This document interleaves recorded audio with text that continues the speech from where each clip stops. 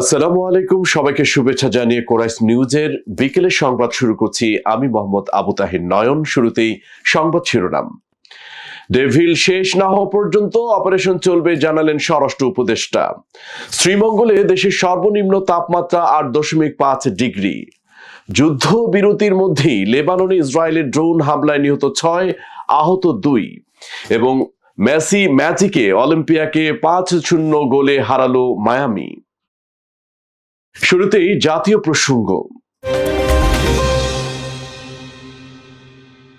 প্রধান নির্বাচন commissioner CSE AMM Nasir Uddin বলেছেন, কমিশনে যারা এই মুহূর্তে কাজ করছেন তারা রাজনীতিতে প্রবেশ করতে চান না, কোনো রাজনৈতিক দলের সঙ্গে বরং নিরপেক্ষ থাকতে চায় নির্বাচন কমিশন।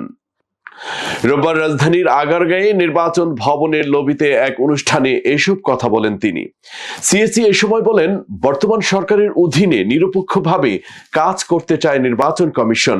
ইলেকশন কমিশনের এত বদনাম প্রসঙ্গে সিএসি আরো বলেন, ইলেকশন কমিশনকে কোনো রাজনৈতিকভাবে ব্যবহার করাই এর সবচেয়ে পেছনের কারণ। নিয়ন্ত্রণ করা যা আমার কাছে মনে হয়েছে সব থেকে বড় কারণ। রাজনীতির কাছে নির্বাচন কমিশনকে সঁপে দেওয়া এটি হচ্ছে সবচেয়ে বড় কারণ। রাজধানীর খিলগাঁয়ে থানা বিএনপির উদ্যোগে রাষ্ট্র কাঠামো মেরামতে তারেক রহমানের 31 দফা সংস্কার কর্মসূচির জনসম্পৃক্তির কর্মশালা ও গণমিছিল অনুষ্ঠিত হয়েছে। শনিবার বিকেলে খিলগাঁয়ের গোরান এলাকার একটি মাঠে এ অনুষ্ঠানের আয়োজন করা হয়। সমাবেশের শুরুতে খিলগাঁও থানা বিএনপির পক্ষ থেকে একটি গণমিছিল বের করা হয়। বিএনপির নেতাকর্মীদের পাশাপাশি স্থানীয় জনগণ এ মিছিলে অংশ নেয়। মিছিল শেষে স্থানীয় ভুইয়া মাঠে জনসম্পৃক্তির কর্মশালা অনুষ্ঠিত হয়। অনুষ্ঠানে প্রধান অতিথি হিসেবে উপস্থিত ছিলেন জাতীয়তাবাদী মহিলা দলের সভাপতি মির্জা আফরোজা আব্বাস।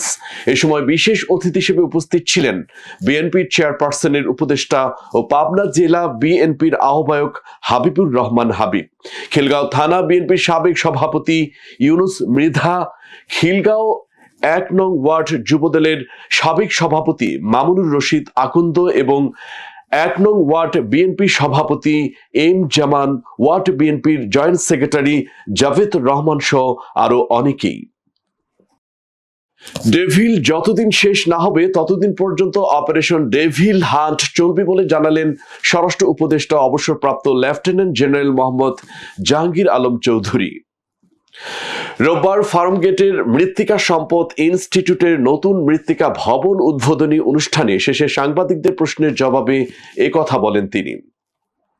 স্বরাষ্ট্র উপদেষ্টা এ সময় বলেন, যারা দেশকে অস্থিতিশীল করবে তাদের টার্গেট করে ডেভিল হান্ট অপারেশন চলবে। গাজীপুরে যারা ছাত্র জনতার উপর হামলা করেছে তাদের অনেকেই আইনের আওতায় আনা হয়েছে, তাড়াতাড়ি বাকিদেরও আনা হবে। পুলিশের ঊর্ধ্বতন 5 কর্মকর্তাকে গ্রেফতার প্রসঙ্গে উপদেষ্টা বলেন, যাদের গ্রেফতার করা হয়েছে তাদের অপরাধ দেশবাসীর জানা আছে।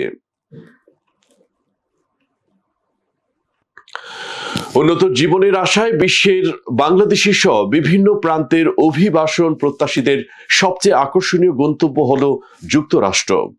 সেই স্বপ্নে এখন বাধা হয়ে দাঁড়িয়েছে মার্কিন নতুন প্রেসিডেন্ট ডোনাল্ড ট্রাম্পের অভিবাসন নীতি।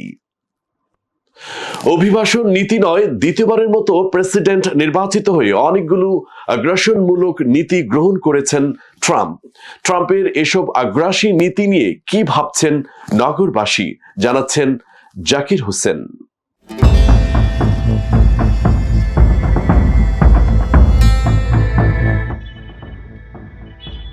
দর্শক, কোরাইশ নিউজে সবাইকে স্বাগত জানাচ্ছি। আমি জাকির হোসেন।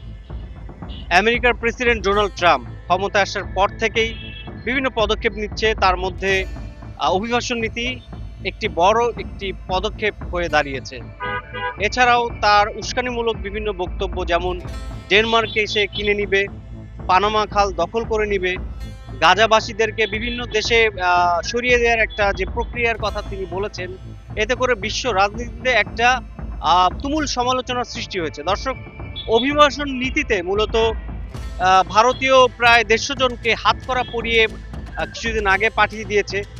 বাংলাদেশে অনেকেই আমেরিকাতে অবৈধভাবে আছে তাদেরকেও পাঠানোর একটা প্রক্রিয়া চলছে। সবকিছু মিলিয়ে ডোনাল্ড ট্রাম্পের যে নীতিগুলো নেওয়া হচ্ছে, এই বিষয়গুলো আমাদের দেশের জনগণের যে ভাবনাটা, সে ভাবনাগুলো আজকে আপনাদের সামনে তুলে ধরার চেষ্টা করব। দর্শক, কোরাস নিউজ সবসময় দেশের স্বার্থে এবং জনগণের দুর্ভোগ তুলে ধরার আপ্রাণ চেষ্টা করছে।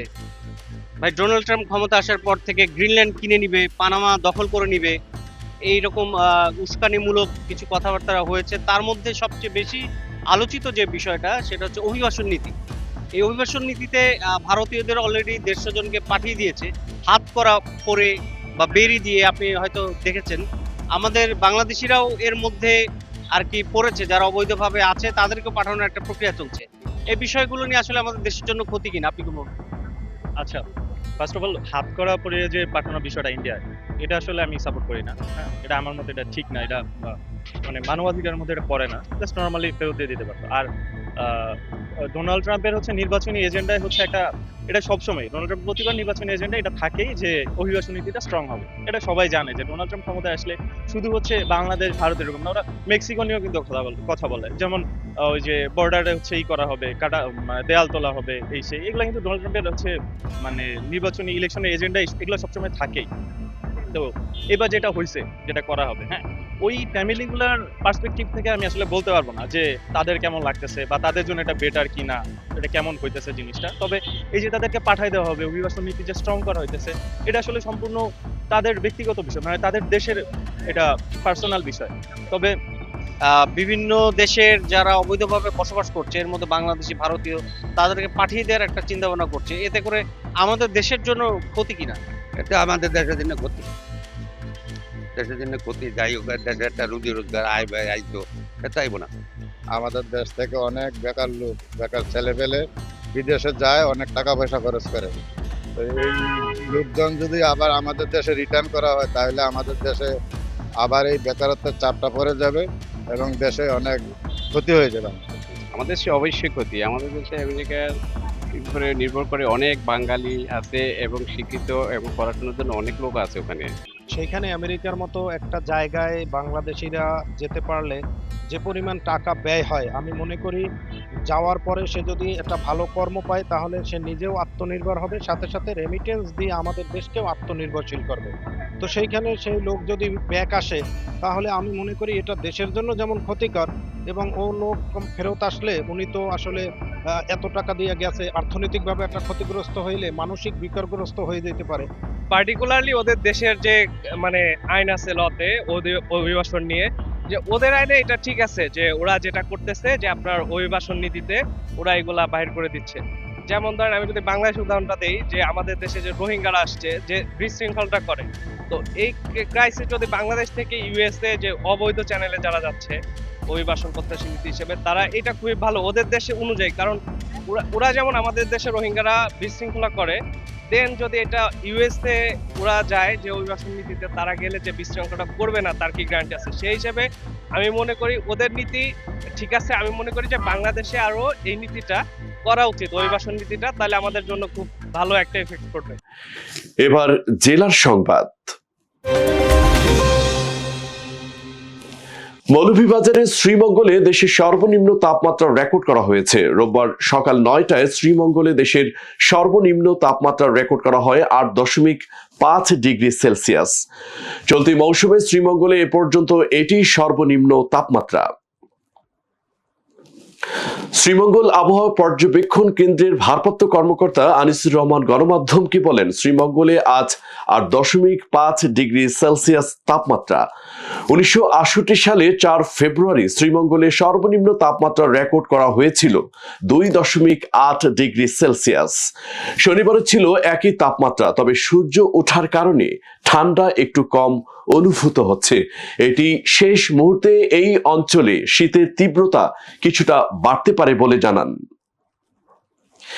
এবার আন্তর্জাতিক প্রসঙ্গ।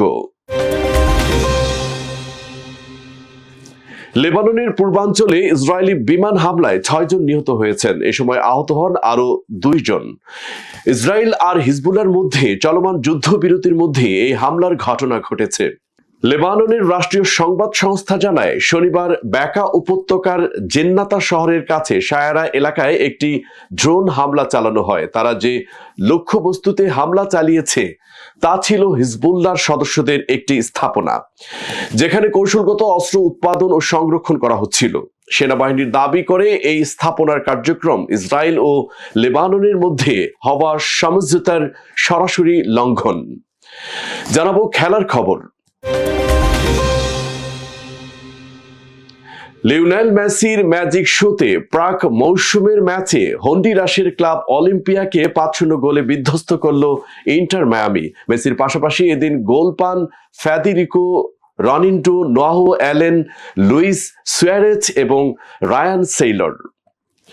উত্তর হন্ডুরাসে শনিবার ম্যাচ শুরুর 2 ঘন্টা আগে 7.6 মাত্রায় ভূমিকম্প আঘাত হানে। এমন পরিস্থিতির মাঝেও নির্ধারিত সময়ে শুরু হয় এই ম্যাচ। 27 মিনিটে ম্যাচের প্রথম গোল আসে মেসির কাছ থেকে। প্রথমার্ধের বাকি সময়ে রনিন্টো এবং নোয়াহো অ্যালেনের গোলে সহায়তা করেন লিওনেল মেসি। দ্বিতীয়ার্ধের 10 মিনিটের মাঝে স্কোর শিটে নাম লেখান লুইস সুয়ারেজ। বেঞ্জামিন ক্র্যামশিচির বাড়ানো পাস থেকে লাল করেন লুইস সুয়ারেজ। আর 79 মিনিটের প্রতিপক্ষের কফিনে শেষ পেরেক ঢোকেন সেইলর।